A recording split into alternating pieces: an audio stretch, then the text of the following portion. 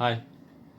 നമ്മൾ കഴിഞ്ഞ ക്ലാസ്സുകളിലായിട്ട് ചർച്ച ചെയ്ത തകഴി ശിവശങ്കരപിള്ളയുടെ രണ്ടിടങ്ങഴി എന്ന് പറയുന്ന ഒരു നോവലിൽ നിന്ന് എടുത്തിട്ടുള്ള പുലാവലക്കഞ്ഞി എന്ന് പറയുന്ന ഒരു ചെറിയ പാഠഭാഗത്തെക്കുറിച്ചിട്ടാണ്. അടിസ്ഥാന പാഠാവലിയിലെ 10ാം ക്ലാസ്സിലെ അടിസ്ഥാന പാഠാവലിയിലെ 1ാമത്തെ പാഠത്തെക്കുറിച്ചാണ് നമ്മൾ സംസാരിച്ചിരുന്നത്. വളരെ വിശദമായി തന്നെ അതിലെ പറയുന്ന ഘടകങ്ങൾ നമ്മൾ മാനക ഭാഷയെ കുറിച്ച് ചർച്ച ചെയ്തു. നമ്മൾ ഒരു ക്ലാസ് മുഴുവൻ അതായിരുന്നു പറഞ്ഞത്. വളരെ പ്രധാനപ്പെട്ട ഒരു ഭാഗമാണ് പാഠത്തിലുള്ള. രണ്ടാമത്തെ ഒരു ഘടകം നമ്മൾ പറഞ്ഞത് ആ കാലഘട്ടം, തകഴി ആ കാലഘട്ടത്തെ പഠിക്കുന്നത് കൊണ്ട് നമുക്കുള്ള ഗുണം എന്താണ്, തകഴിയുടെ ആ പാഠഭാഗം പഠിക്കുന്നത് എന്തിനു വേണ്ടിയിട്ടാണെന്ന് പറഞ്ഞു. അതിൽ കാണുന്ന വ്യത്യസ്ത ഭാവങ്ങളെ പറ്റിയിട്ട് ചർച്ച ചെയ്തു. പിന്നെ നമ്മൾ അതോടൊപ്പം തന്നെ ശ്രദ്ധിക്കപ്പെടേണ്ട കുറച്ച് ഭാഷാഭേദ രൂപങ്ങളെ പറഞ്ഞിട്ടുണ്ടായിരുന്നു. പിന്നെ ഇതിൽ കാണുന്ന ചില പ്രയോഗങ്ങളും വാക്കുകളും നിങ്ങളോട് എഴുതി വയ്ക്കാനായിട്ട് പറഞ്ഞിട്ടുണ്ട് നോട്ടിൽ. അതൊക്കെ എഴുതി വെച്ചിട്ടുണ്ടാവും. ടെക്സ്റ്റ് ബുക്ക് 2-3 തവണ വായിച്ചു കഴിഞ്ഞിട്ടുണ്ടാവും എന്നുള്ള പ്രതീക്ഷയോടൊക്കെയാണ് 3ാമത്തെ ക്ലാസ്സിലേക്ക് കടക്കുന്നത്. ഈ ക്ലാസ്സിൽ നമ്മൾ ഉദ്ദേശിക്കുന്നത് ആ പാഠഭാഗം പഠിച്ചു കഴിഞ്ഞ് അല്ലെങ്കിൽ ഒരു കഥ വായിച്ചു കഴിയുമ്പോൾ നമ്മൾ ഏത് തരത്തിലാണത് ഉൾക്കൊള്ളേണ്ടത്, അല്ലെങ്കിൽ നമ്മൾ എന്തൊക്കെ കാര്യങ്ങൾ അതിന് ഉൾക്കൊള്ളണം എന്നുള്ള കാര്യത്തെ പറ്റിയാണ് ഈ ഒരു ക്ലാസ്സിലൂടെ പറയാൻ ഉദ്ദേശിക്കുന്നത്. ഇപ്പം നിങ്ങൾ 2-3 വട്ടം വായിച്ചു കഴിഞ്ഞെങ്കിൽ നിങ്ങൾക്ക് മനസ്സിലായി കാണും എന്താണ് ഇതിൻ്റെ ഉദ്ദേശ ലക്ഷ്യം, ആ പാഠം നമ്മൾ പഠിക്കുന്നതിൻ്റെ എന്നുള്ളത് നിങ്ങൾക്ക് മനസ്സിലായി കാണും. വളരെയധികം പ്രാധാന്യമുള്ളൊരു കാലത്താണ് നമ്മളിപ്പോൾ കടന്നു പോകുന്നത്. ഈ തകഴിയുടെ രണ്ടിടങ്ങഴി വായിക്കേണ്ട അല്ലെങ്കിൽ പ്ലാവലക്കഞ്ഞി എന്ന ഭാഗം നമ്മൾ മനസ്സിലാക്കേണ്ട, അല്ലേ? ജോലിക്കൊന്നും പോകാൻ പറ്റാതെ, അതിൽ ജോലിയുണ്ട് പക്ഷെ എന്തില്ല, കൂലിയില്ല. ജോലിസിൻ്റെ പരസ്യം പറയുന്നത് പോലെ പണിക്കുറവില്ല, പണിക്കൂലിയില്ല. അതായിരുന്നു അന്നത്തെ അവസ്ഥ. പക്ഷെ ഇപ്പം എന്താ, പണിക്ക് പോകാൻ പണിയുമില്ല, അതുകൊണ്ട് തന്നെ കൂലിയുമില്ല. കുറച്ചൊക്കെ ബുദ്ധിമുട്ടിൽ നമ്മൾ നീങ്ങിക്കൊണ്ടിരിക്കുന്ന ഒരു കാലഘട്ടമാണ്. അപ്പോൾ അതുകൊണ്ട് തന്നെ നമ്മൾ ഉള്ളത് കൊണ്ട് നന്നായി ജീവിച്ച് പരസ്പരം കൊടുത്തും വാങ്ങിയും ജീവിച്ച് ഉള്ള ഒരു കാലത്തിൽ നമ്മൾ കടന്നു പോകുന്നത്. അതുകൊണ്ട് തന്നെ ഇത്തരം പരസ്പരം സ്നേഹബന്ധങ്ങളെ പറ്റിയിട്ട്, അല്ലേ, അതിൽ ഏറ്റവും അധികം പറയുന്നത് നമ്മൾ ശ്രദ്ധിക്കേണ്ടത് ഒന്ന് സ്നേഹബന്ധമാണ്. പരസ്പരമുള്ള ഭാര്യയും ഭർത്താവും തമ്മിലുള്ള സ്നേഹബന്ധത്തെക്കുറിച്ച് മാത്രമല്ല പറയുന്നത്, അച്ഛന് മകനോടുള്ളതും മകൻ അച്ഛനോടുള്ളതും, അതിന് പുറമെ മരുമകൾക്ക് അച്ഛനോടുള്ളതുമായിട്ടുള്ള സ്നേഹത്തെക്കുറിച്ചിട്ട് കൂടി ഈ കഥയിൽ പറയുന്നുണ്ട്. ഉണ്ടല്ലോ, നിങ്ങൾ വായിച്ചിട്ടുണ്ടാകും കോരൻ്റെ അച്ഛൻ മടങ്ങി വന്നപ്പോൾ പറഞ്ഞ കാര്യങ്ങൾ. അക്ഷന്തവ്യമായ അപരാധം, കഴിഞ്ഞ ക്ലാസ്സിൽ നമ്മൾ പറഞ്ഞൊരു കാര്യമാണ്. അക്ഷന്തവ്യമായ അപരാധമാണ്. അക്ഷന്തവ്യം എന്ന് പറഞ്ഞാൽ അത്രയും വലിയ ഒരു തെറ്റാണ് കോരൻ ചെയ്തതെന്ന് സ്വയം തോന്നുന്ന ഒരു ഘട്ടം അതിൽ വരുന്നുണ്ട്. അതുപോലെ നമ്മൾ അച്ഛനോടോ അമ്മയോടോ ഒക്കെ നമ്മുടെ മനോഭാവം എന്താവണം എന്നുള്ള ഒരു ചിന്ത വരേണ്ടുന്ന ഒരു കാര്യം അതിനകത്തുണ്ട്. ഭാര്യയും ഭർത്താവും കൂടിയുള്ള രംഗം നിങ്ങൾക്ക് കണ്ടറിയാം. എനിക്ക് വേണ്ട എന്നാണ് പറയുന്നത്, അല്ലെ എനിക്ക് വേണം, നീ ഇങ്ങനെ എടുത്ത് എല്ലാം കഴിച്ചാൽ ശരിയാവില്ല എന്നാണ്. ഒരു ചെറിയൊരു ഷോർട്ട് ഫിലിമോ ഡോക്യുമെൻ്ററിയോ എന്തോ കണ്ടിട്ടുണ്ട്, ചെറിയൊരു വീഡിയോ, അതിനെക്കുറിച്ച് പറഞ്ഞുതരാം. ഒരു ഭാര്യയും ഭർത്താവും ഒരു വീട്ടിലുണ്ട്. 2 ഒറ്റയ്ക്ക് കാണുന്നുള്ളൂ, 2 മാത്രമേ കാണുന്നുള്ളൂ. ഭർത്താവ് എക്സസൈസ് ചെയ്ത് കഴിഞ്ഞ് വരുന്നു. അപ്പോൾ ഭാര്യ മുട്ട പുഴുങ്ങി വെച്ചിട്ടുണ്ട്. അപ്പോൾ ഭാര്യയോട് ഭർത്താവ് ചോദിക്കുക, നീ എന്ത് പണിയെ കാണിക്കണം, മുട്ട എടുത്ത് പുഴുങ്ങിയ വെക്കുക, ബുൾസൈ ഉണ്ടാക്കി വെക്കണ്ടേ? ഭാര്യയ്ക്ക് വിഷമായി. പിറ്റേ ദിവസം ഭാര്യ ഉണ്ടാക്കി വെച്ചു, ബുൾസൈ ഉണ്ടാക്കി വെച്ചു. നീ എന്തുടെ കാണിക്കണം, എന്നൊക്കെ ഒരു അന്തമുണ്ടാ? എക്സസൈസ് ചെയ്യുമ്പോൾ പുഴുങ്ങി വെക്കല്ലേ വേണ്ടേ? ഭാര്യ വിചാരിച്ചു, ഇന്നലെ പുഴുങ്ങി വെച്ചപ്പോൾ ബുൾസൈ എടുത്തു, എന്തെങ്കിലും ആവട്ടെ നാളെ പരിഹരിക്കാമെന്ന് വിചാരിച്ചിട്ട് ഒരു പാത്രത്തിൽ പുഴുങ്ങിയ മുട്ടയും മറ്റേ പാത്രത്തിൽ ബുൾസൈയും കൊണ്ടെടുത്തു. എടുത്ത വഴിക്ക് ഭർത്താവ് പറഞ്ഞെന്താ അറിയോ, പുഴുങ്ങേണ്ട മുട്ട എടുത്ത് ബുൾസൈ ഉണ്ടാക്കി, ബുൾസൈ ഉണ്ടാക്കേണ്ട മുട്ട എടുത്ത് പുഴുങ്ങും ചെയ്തു, അല്ലേ? അതാണ് ഒരു കാലഘട്ടം. ഒരു കുടുംബ ബന്ധത്തിൽ ഉണ്ടാകുന്ന ഒരു കാര്യമാണ് പറഞ്ഞത്. ഇതൊക്കെ സാധാരണ നമ്മുടെ വീടുകളിലൊക്കെ ഉണ്ടാവും. തിലകൻ പറഞ്ഞ പോലെ, എന്നാൽ ശരിക്കും ഞാൻ പറയട്ടെ, ഞാൻ സോപ്പിട്ട് പാത്രം കഴുകിയിട്ടില്ല എന്ന് പറയുന്ന അവസ്ഥ.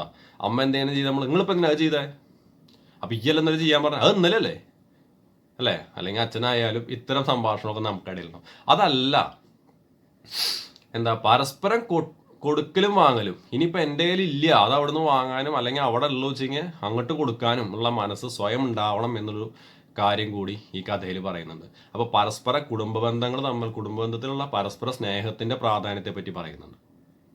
അത് നമ്മൾ കാണാതെ പോകുന്ന ഒരു കാര്യമല്ല. ഈ കാലഘട്ടത്തിൽ വളരെയധികം കുറഞ്ഞുകൊണ്ടിരിക്കുന്ന ന്യൂക്ലിയർ ഫാമിലി ആയത് മാത്രമല്ല, ആ ഫാമിലിയിൽ തന്നെ നിങ്ങൾ വാട്സപ്പ് സ്റ്റാറ്റസിലൊക്കെ കണ്ടിട്ടുണ്ടാവും, സോഷ്യൽ മീഡിയയുടെ ഫോട്ടോയിലൊക്കെ കണ്ടിട്ടുണ്ടാവും. അമ്മയെ കാണാൻ വേണ്ടി മക്കളൊക്കെ ദൂരസ്ഥലത്ത് നിന്ന് വരുന്നു, എന്നിട്ട് ദൂരസ്ഥലത്തുള്ളവർ ഓരോരുത്തരും അവനവൻ്റെ സ്വന്തം ഫോണിൽ കുത്തി കളിക്കുന്നു അടുത്തിരുന്നിട്ട്, അല്ലേ? അമ്മ ഒരു സൈഡിൽ ഇങ്ങനെ ഇരുന്ന് പാവം ഇരിക്കുന്നുണ്ടാവും.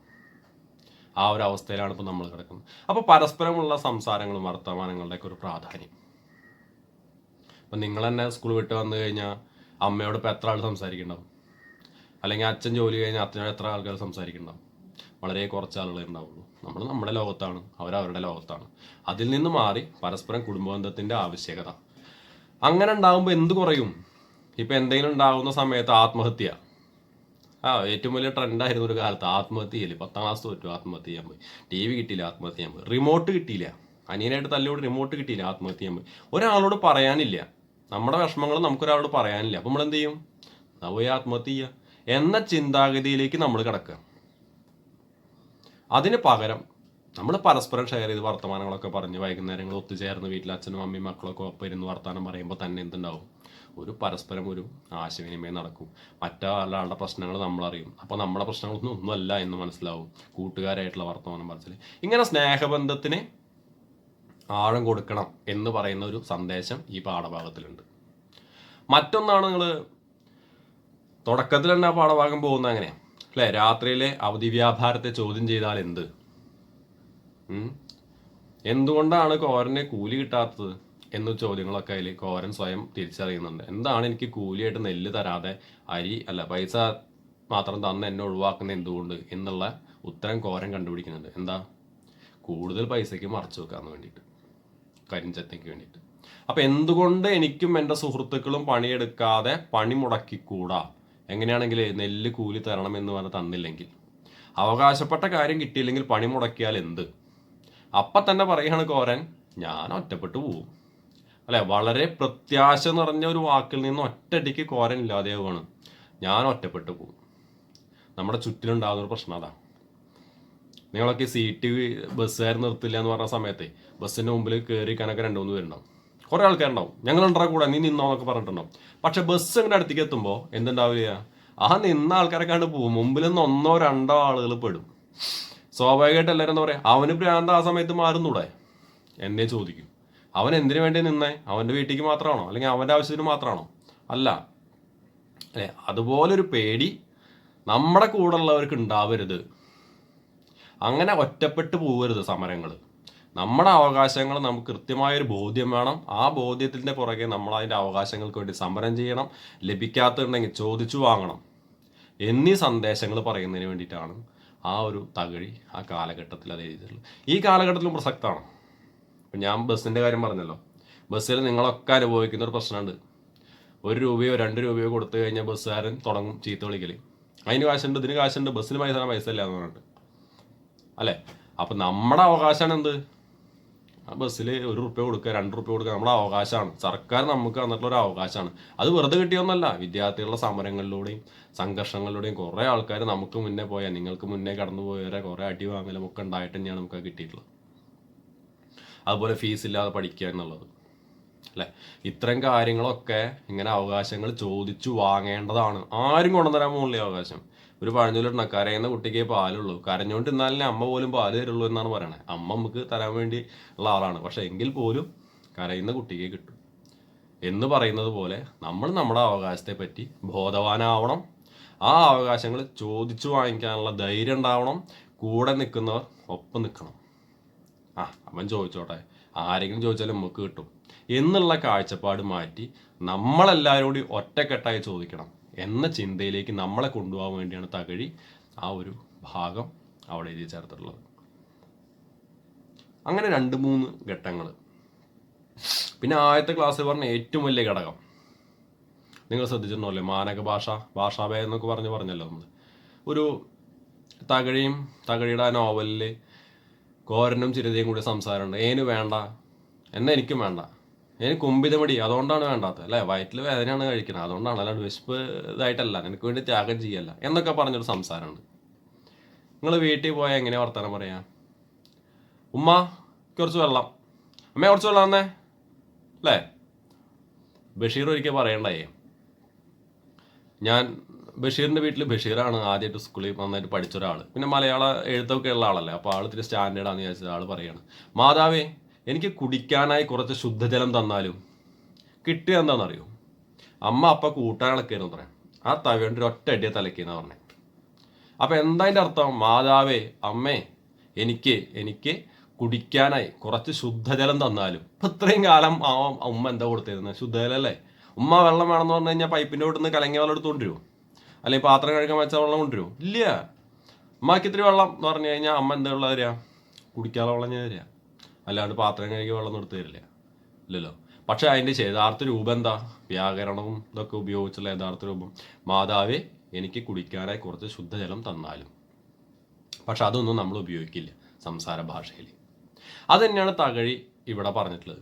അതിന് പകരം ഇപ്പോൾ ഏന് വയ്യ കുമ്പിതമടി എന്നൊക്കെ പറഞ്ഞാൽ എനിക്ക് വയറ്റിൽ സുഖമില്ലടാ എന്നൊക്കെ പറഞ്ഞാൽ എന്താവും അല്ലേ? നമുക്ക് ആ ഒരു ഫീല് കിട്ടില്ല. സാധാരണക്കാരാണ് പറയുന്നത് തോന്നൽ വരില്ല നമുക്ക് വലിയ ആളുകൾ, അതായത് വലിയ നിലയിൽ അഹങ്കാരത്തോടെ ഇരിക്കുന്ന ആളുകൾ, വലിയ നില എന്ന് പറഞ്ഞാൽ നമ്മൾ എഡ്യൂക്കേഷനും വിദ്യാഭ്യാസം ഒന്നല്ല കേട്ടോ പറയണേ, ഞാനാണ് വലുത് എന്ന് ചിന്തിച്ചിരിക്കുന്ന ഒരാളാണ്. അങ്ങനത്തെ ഒരാൾ പറയുന്നതായിട്ട് നമുക്ക് തോന്നും അല്ലേ? ഫഹദ് ഫാസിലിൻ്റെ ഒരു പടമുണ്ട്, റോൾ മോഡൽസ് എന്ന് തോന്നും. അതിൽ നല്ല കമ്പനിയായിട്ട് ഇവർ നടക്കുന്ന കാലം കഴിഞ്ഞിട്ട് പെട്ടെന്ന് ഈവൻ ഫഹദ് വേറെ ലോകത്തേക്ക് പോവും. അച്ഛനായിട്ട് അങ്ങനെ തല്ലോട്ടൊക്കെ ഉണ്ടായിട്ട് അങ്ങനെയൊക്കെ എന്തൊക്കെയോ ആയി, കൂട്ടുകാരൊക്കെ പോയി. പിന്നീട് അച്ഛൻ പോയിട്ട് കൂട്ടുകാർ വിളിച്ചു വന്നിട്ട് കൂട്ടുകാർ വരുമ്പോൾ പറയുന്നുണ്ട്, താങ്കൾക്ക് എന്താണ് വേണ്ടത്? താങ്കളോ? താങ്കല്ലേ നീ? അങ്ങനെ എന്തോ പറഞ്ഞ് അവസാനിപ്പിക്കുന്നുണ്ട്. എന്നുവെച്ചാൽ എന്താ, അങ്ങനെ കൂട്ടുകാരുടെ ഇടയിൽ താങ്കൾ എന്നൊക്കെ വിളിക്കുമോ? നിങ്ങൾ വിളിക്കുമോ നിങ്ങളുടെ സുഹൃത്തുക്കളെ നിങ്ങൾ താങ്കൾ എന്നൊക്കെ? ഡാ നീ എന്നൊക്കെയല്ലേ നമ്മൾ പറയാം. അപ്പം അങ്ങനെ സാധാരണക്കാരൻ്റെ കൂടെ നമ്മൾ സാധാരണക്കാരനാണ്, അതുകൊണ്ട് തന്നെ നമുക്ക് വായിക്കാൻ ഇഷ്ടം സാധാരണക്കാരൻ്റെ കാര്യങ്ങളാണ്. സാധാരണക്കാരന് വേണ്ടി പറയുന്ന കാര്യമാകുമ്പോൾ സാധാരണ രീതിയിൽ പറയണം അല്ലേ? അതാണ് ഈ മാനക ഭാഷയ്ക്ക് പകരം ഭാഷാഭേദ രൂപങ്ങൾ സാഹിത്യ സൃഷ്ടികൾ ഉപയോഗിക്കുന്നതിൻ്റെ ഏറ്റവും വലിയ പ്രധാനപ്പെട്ട ഒരു കാര്യം. ഓക്കെ, അപ്പം എന്തുകൂടി പറഞ്ഞിട്ടുണ്ട്? ഭാഷാഭേദ രൂപങ്ങൾ സാഹിത്യത്തിൽ ഉപയോഗിക്കുന്നതിൻ്റെ ഒരു പ്രധാനപ്പെട്ട ഗുണം, നമുക്കിടയിലുള്ള ഒരാൾ സംസാരിക്കുന്നത് പോലെ, നമ്മുടെ കൂട്ടത്തിൽ സംസാരിക്കുന്ന പോലെ നമുക്ക് അനുഭവപ്പെടും. ഓക്കെ, പിന്നെ അതോടൊപ്പം തന്നെ ഓരോ കാലഘട്ടത്തിൻ്റെയും കാര്യങ്ങൾ പറയാൻ പറ്റും. നമ്മുടെ നാട്ടിലുണ്ടായിരുന്ന പല വാക്കുകളും ഇന്നില്ലാണ്ടായിട്ടുണ്ടാവും. നിങ്ങൾ കുറച്ച് പ്രായമുള്ള ആളുകളോട് അന്വേഷിച്ച് അറിയണ്ടാവും, അവർ ഉപയോഗിച്ചിരുന്ന പല വാക്കുകളും ഇപ്പം ഇല്ല. അപ്പോൾ അന്നത്തെ പുസ്തകങ്ങൾ വായിച്ചാലേ നമുക്കത് മനസ്സിലാവുള്ളൂ. അന്നത്തെ പ്രാദേശിക ഭാഷയിൽ എഴുതിയ പുസ്തകങ്ങൾ അല്ലേ, സാധാരണ എഴുതിയ പുസ്തകങ്ങൾ വായിച്ചാലേ നമുക്കത് മനസ്സിലാവുള്ളൂ. അപ്പോൾ ആ ഒരു കാലഘട്ടത്തെ പറ്റി പഠിക്കാനും ആ ഒരു കാലഘട്ടത്തിൽ ഉപയോഗിച്ചിരുന്ന വാക്കുകളെ പറ്റി പഠിക്കാനൊക്കെ എന്ത് സഹായമാണ് ഈ ഇങ്ങനെ വരുന്ന ഭാഷാഭേദങ്ങൾ സാഹിത്യത്തിൽ ഉൾപ്പെടുന്നതിന് ഗുണമാണ്. ഓക്കെ, അപ്പോൾ 2-3-4 കാര്യങ്ങൾ ഇപ്പോൾ പറഞ്ഞു. ഈ പാഠം പഠിച്ചു കഴിഞ്ഞ് പോകുമ്പോൾ നമുക്ക് ഉണ്ടാവേണ്ട കാര്യങ്ങളെ പറ്റി പറഞ്ഞു. ഞാൻ അതിൻ്റെ ഒരു നോട്ട് കാണിക്കാം, ഒന്ന് എഴുതിയിട്ടുള്ളൊരു നോട്ട് കാണിക്കാം. അതുകൂടി കണ്ടതിന് ശേഷം നമുക്ക് ബാക്കി പറഞ്ഞ് അവസാനിപ്പിക്കാം. കണ്ടല്ലോ, ഔസേപ്പിന് നെല്ല് കൂലിയായി കൊടുക്കാത്തത് എന്തുകൊണ്ടാണെന്ന് കോരന് മനസ്സിലായി. എന്തുകൊണ്ടാണ് നെല്ല് കൂലിയായി കൊടുക്കാത്ത ഔസേപ്പ്? നിങ്ങൾ ടെക്സ്റ്റ് ബുക്ക് വായിച്ചപ്പോൾ ഞാൻ നേരത്തെ പറഞ്ഞപ്പോഴായിട്ട് നിങ്ങൾക്ക് മനസ്സിലായിട്ടുണ്ടാവും. പൈസ കൊടുത്തു കഴിഞ്ഞാൽ 1 രൂപ 6 അണയൊക്കെ കൊടുത്തു കഴിഞ്ഞാൽ അതാണ് പിടുത്തം വിട്ടു അല്ലേ? പകരം നെല്ല് കൊടുക്കുകയാണെങ്കിൽ ഈ നെല്ല് പുറത്ത് മറച്ചു വെക്കാൻ കഴിയില്ല. അങ്ങനെ പുറത്ത് മറച്ചു വെക്കുന്നതിന് വേണ്ടിയാണ് എന്ത് ചെയ്യണേ, കൂടുതൽ കൊടുക്കാത്തത്, നെല്ല് കൊടുക്കാത്തത്. അപ്പോൾ ഇരട്ടി ലാഭം ഇയാൾക്കുണ്ടാവും അല്ലേ? രാത്രി നടക്കുന്ന വ്യാപാരങ്ങളെ പരസ്യപ്പെടുത്തിയാൽ എന്ത്? നെല്ല് കൂലി കിട്ടിയില്ലെങ്കിൽ ജോലിക്ക് പോകാതിരുന്നാൽ എന്ത്? കോരൻ ചിന്തിച്ചു. എന്താണ് ചിന്തിക്കാൻ കാരണം? അങ്ങനെ ചിന്തിച്ചിട്ടാണ് നെല്ല് കിട്ടുന്നില്ല എന്ന് തോന്നൽ വരുന്നു.